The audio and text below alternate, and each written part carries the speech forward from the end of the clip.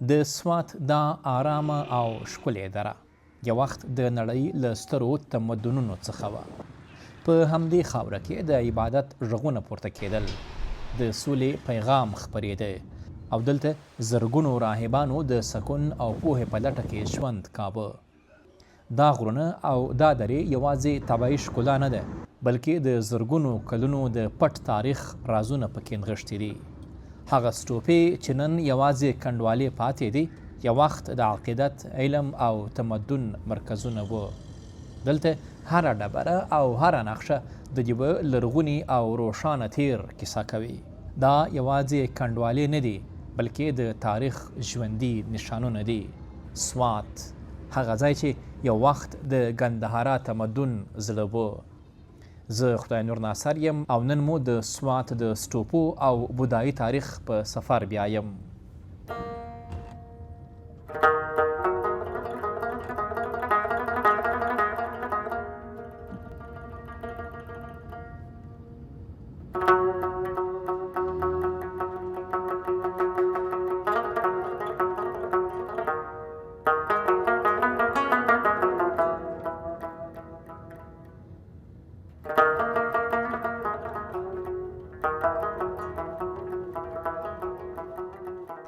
د سوات په سیدو شریف سیمه کې د سیدو شریف سټوپا د دغې سټوپې د خوندیتوب لپاره د همدې سیمې یوه پښتانه خپل کور خرڅ کړ او د سټوپې ته یې مخامخ بل کور جوړ کړ چې دغه سټوپا وساتي. ما چې څنګه دلته دا کور ما د دې نه مخکې بل کور و، هغه د دې نه ډېر ښکلی کور و او ښځی و. خو بهرحال دې سارق قدمې ته مونږ ډېر د وړوکوالي نه راتلو، نو د هغه وخت نه زما دا خوښ وم او زما پلار هم پارکیالوجي ډېر ښه پوهېدو. زمونږ هغه جینیټکس کې یو هغه پروت دی چې مونږ د دې تاریخ سره په دې حواله باندې یو تسلسل را روان دی. نو ما دې سره مینه وه او د هغې کې بیا داسې وشو چې کله یو خو به دلته کې د ناپوهۍ د وجې نه چې کم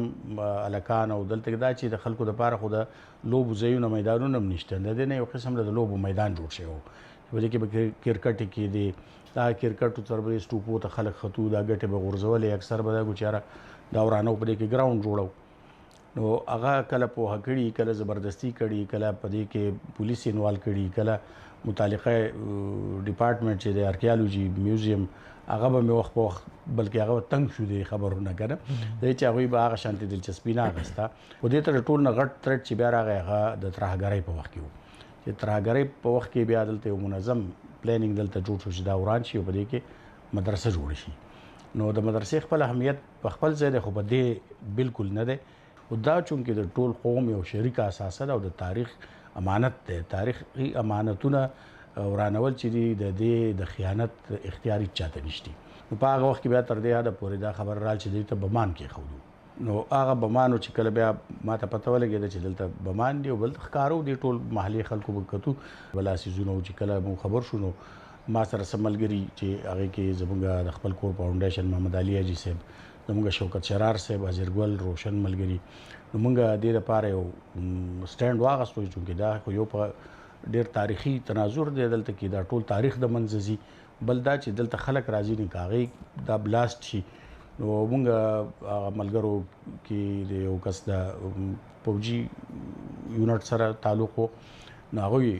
خبر کړو، بیا باقاعده په هغې کې کرنل دلاور نوم ماته یادېږي چې یو کس و، هغه باقاعده دلته یو فارمل اپریشن وشو، هغه څیزونه یې لرې کړو،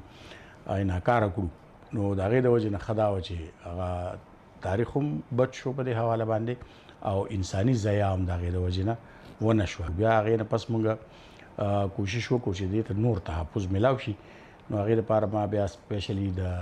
ایټالین آرکیالوجیکل میشن سره په هغې مت کې رابطې وکړې. نو دا روډ چې اوس کوم دی دا هم هغوی بیا جوړ کړی و، دې ته دا کم پینسینګ چې شوی دی دا هم هغوی کړی.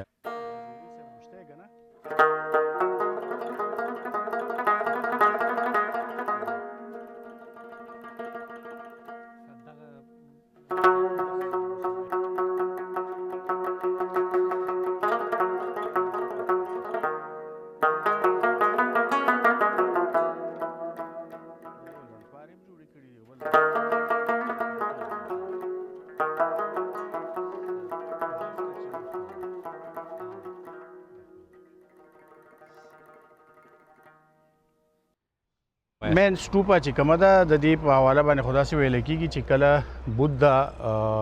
وفات شو د هغه جست د خاکي چې و هغه بیا وجود یې د هغه وسېزو نو هغه ایره بیا په څو حصو کې تقسیم شوه څوک چېرې 3000 حصو کې وغیره څونه چې که نه نو هغه ایره بیا د تبرک دپاره چې کوم په هغه وخت کې بود سټیټس وو نو هغې ته ولېږله شوه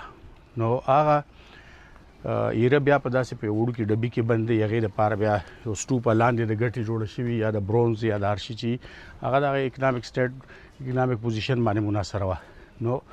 دا بلا دومره لوی ډوم دا چې جوړ دی بیا دا لاندې اصل کې هغه سټوپه پرته ده او هغه ایره ده دا د هغې د تحفظ دپاره جوړ دی او دا یو تبرک هم دی